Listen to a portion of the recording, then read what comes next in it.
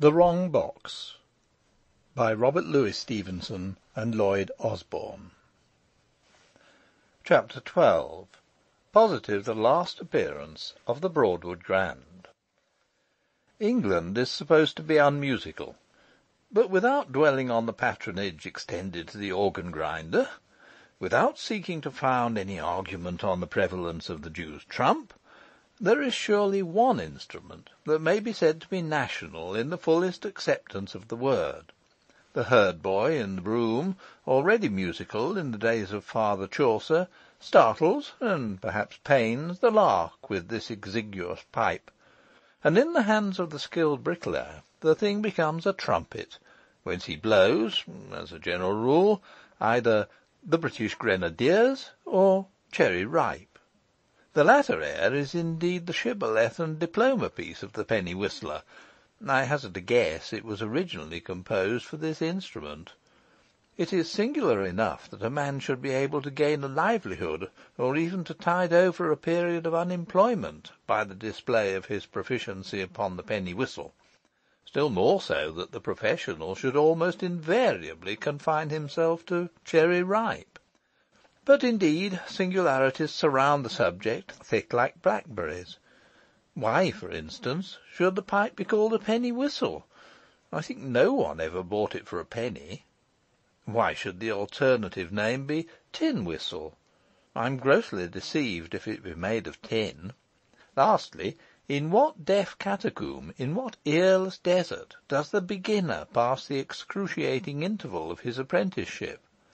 We have all heard people learning the piano, the fiddle, and the cornet, but the young of the penny whistler, like that of the salmon, is occult from observation. He is never heard until proficient, and Providence, perhaps alarmed by the works of Mr. Mallock, defends human hearing from his first attempts upon the upper octave. A really noteworthy thing was taking place in a green lane not far from Padwick. On the bench of a carrier's cart there sat a tow-headed, lanky, modest-looking youth. The reins were on his lap, the whip lay behind him in the interior of the cart, the horse proceeded without guidance or encouragement, the carrier, or the carrier's man, wrapped in a higher sphere than that of his daily occupations, his looks dwelling on the skies, devoted himself wholly to the brand new D penny whistle, whence he diffidently endeavoured to elicit that pleasing melody, the ploughboy. To any observant person who should have chanced to saunter in that lane, the hour would have been thrilling. Here at last, he would have said, is the beginner. The tow-headed youth, whose name was Harker, had just encored himself for the 19th time, when he was struck into the extremity of confusion by the discovery that he was not alone. "There you have it!" cried a manly voice from the side of the road. "That's as good as I want to hear. Perhaps a little oilier in the run," the voice suggested, with meditative gusto. "Give it us again." Harker glanced from the depths of his humiliation at the speaker. He beheld a powerful, sun-brown, clean-shaven fellow, about 40 years of age, striding beside the cart with a non-commissioned military bearing, and, as he strode, spinning in the air a cane. The fellow's clothes were very bad, but he looked clean and self-reliant. "I'm only a beginner," gasped the blushing Harker. "I didn't think anybody could hear me." "Well, I like that," returned the other. "You're a pretty old beginner. Come, I'll give you a lead myself. Give us a seat here beside you."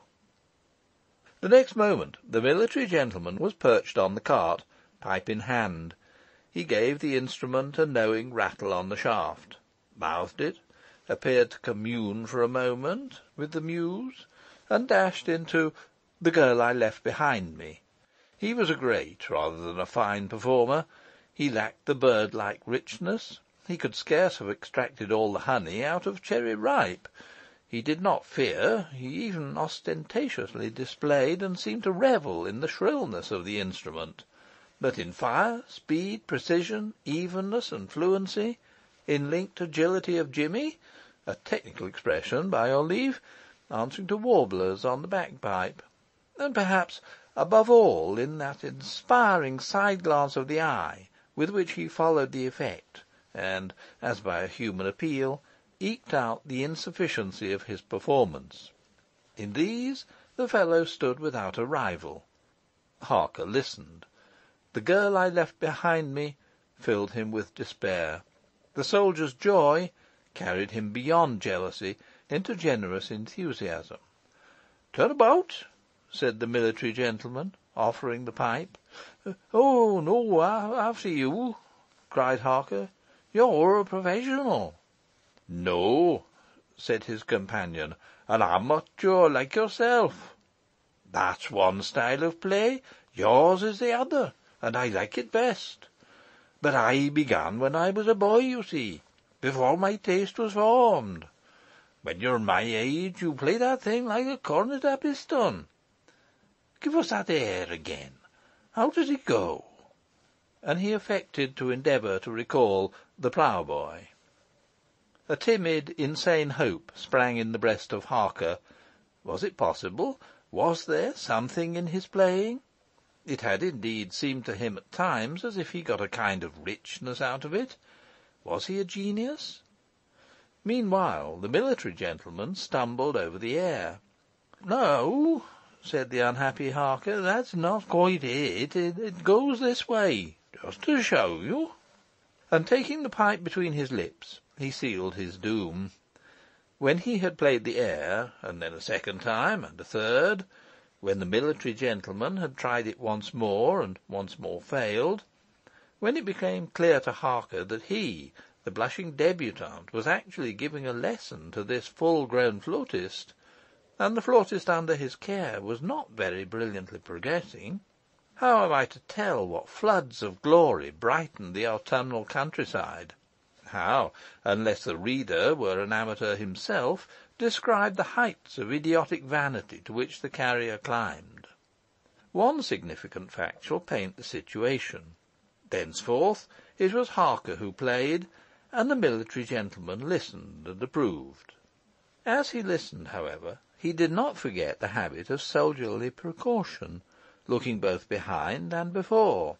He looked behind, and computed the value of the carrier's load, divining the contents of the brown paper parcels and the portly hamper, and briefly setting down the grand piano in the brand new piano case as difficult to get rid of.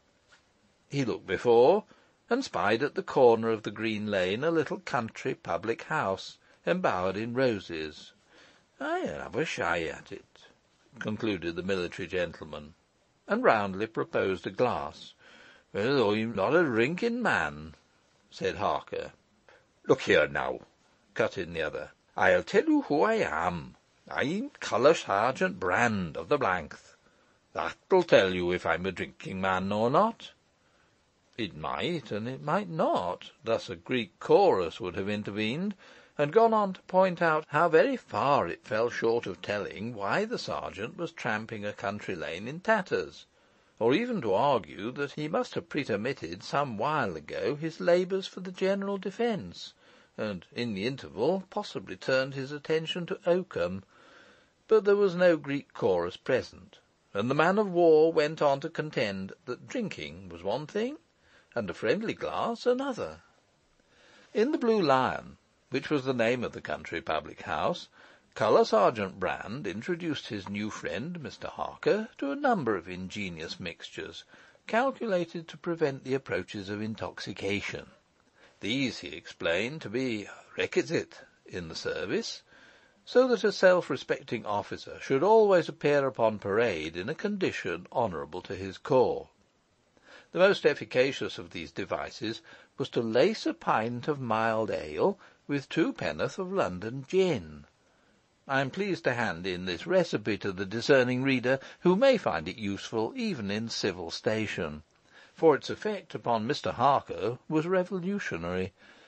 He must be helped on board his own waggon, where he proceeded to display a spirit entirely given over to mirth and music, alternately hooting with laughter, to which the sergeant hastened to bear chorus, and incoherently tootling on the pipe. The man of war, meantime, unostentatiously possessed himself of the reins. It was plain he had a taste for the secluded beauties of an English landscape, for the cart, although it wandered under his guidance for some time, was never observed to issue on the dusty highway, journeying between hedge and ditch, and for the most part under overhanging boughs. It was plain, besides, he had an eye to the true interests of Mr. Harker, for though the cart drew up more than once at the doors of public houses, it was only the sergeant who set foot to ground, and being equipped himself with a quart bottle, once more proceeded on his rural drive. To give any idea of the complexity of the sergeant's course, a map of that part of Middlesex would be required, and my publisher is averse from the expense. Suffice it that, a little after the night had closed, the cart was brought to a standstill in a woody road, where the sergeant lifted from among the parcels and tenderly deposited upon the wayside the inanimate form of Harker. "If you come to before daylight," thought the sergeant, "I shall be surprised for one." From the various pockets of the slumbering carrier he gently collected the sum of 17 shillings and 8 sterling, and getting once more into the cart, drove thoughtfully away. "If I was exactly sure of where I was, it would be a good job," he reflected. "Anyway, here's a corner." He turned it, and found himself upon the riverside. A little above him the lights of a houseboat shone cheerfully, and already close at hand, so close that it was impossible to avoid their notice, 3 persons, a lady and 2 gentlemen, were deliberately drawing near. The sergeant put his trust in the convenient darkness of the night, and drove on to meet them. One of the gentlemen, who was of a portly figure, walked in the midst of the fairway, and presently held up a staff by way of a signal. "My man, have you seen anything of the carrier's cart?" he cried.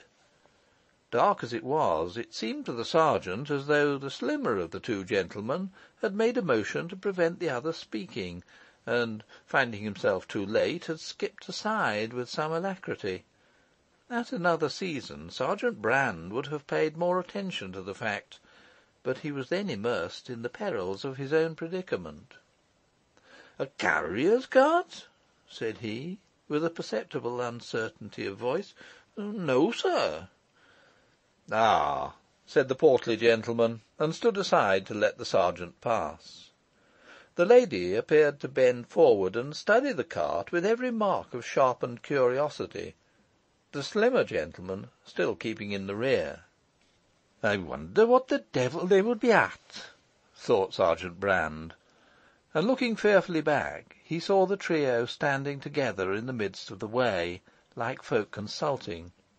The bravest of military heroes are not always equal to themselves as to their reputation, and fear, on some singular provocation, will find a lodgment in the most unfamiliar bosom.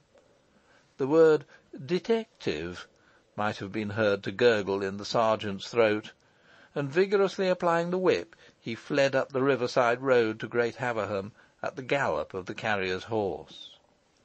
The lights of the houseboat flashed upon the flying waggon as it passed. The beat of hoofs and the rattle of the vehicle gradually coalesced and died away, and presently, to the trio on the riverside, silence had redescended. "It's the most extraordinary thing," cried the slimmer of those 2 gentlemen, "but that's the cart." "And I know I saw a piano," said the girl. "Oh, it's the cart, certainly. And the extraordinary thing is, it's not the man," added the first. "It must be the man, Gid, it must be," said the portly one. "Well, then, why is he running away?" asked Gideon. "His horse bolted, I suppose," said the Squirradical. "Nonsense! I heard the whip going like a flail," said Gideon. "It simply defies the human reason."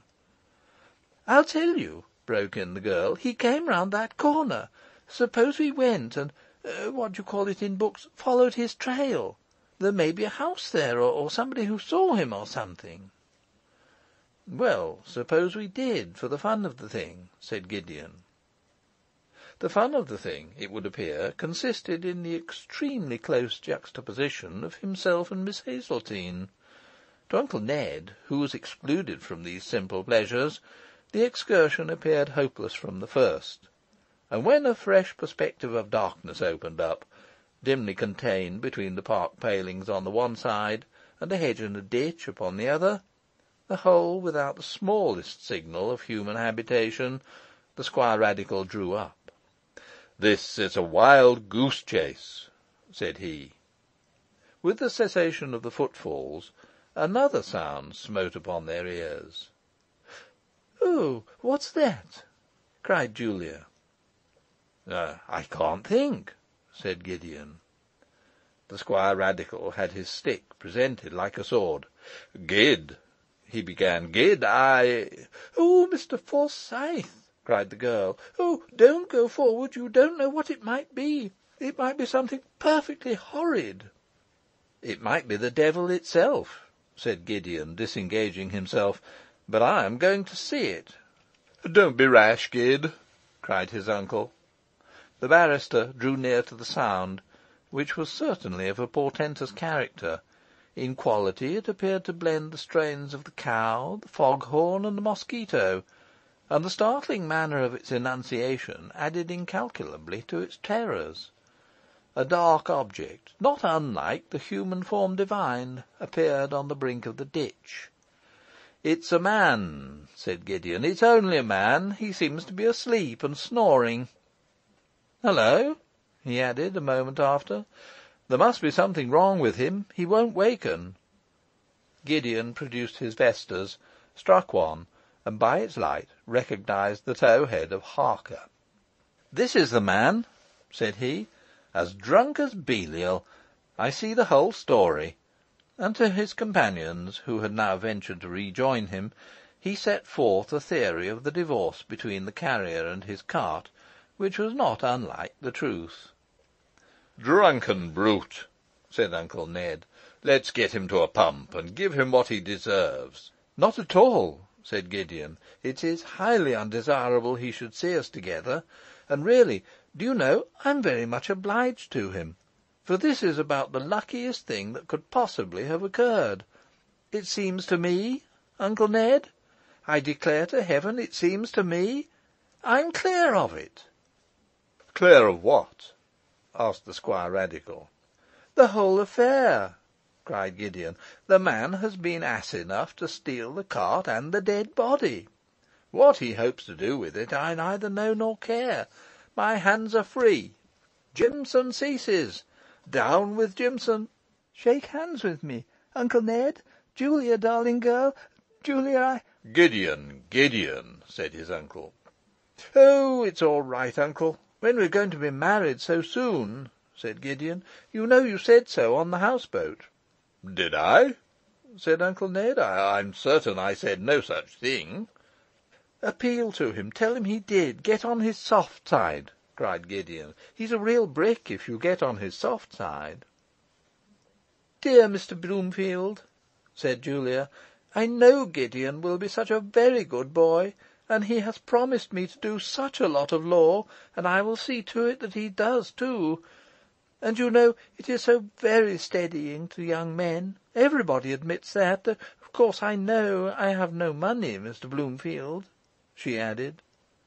"My dear young lady, as this rapscallion told you to-day on the boat, Uncle Ned has plenty," said the Squirradical, "and I can never forget that you have been shamefully defrauded. So, as there's nobody looking, you had better give your Uncle Ned a kiss. There, you rogue," resumed Mr. Bloomfield, when the ceremony had been daintily performed. "This very pretty young lady is yours, and a vast deal more than you deserve. But now, let us get back to the houseboat, get steam on the launch, and away back to town."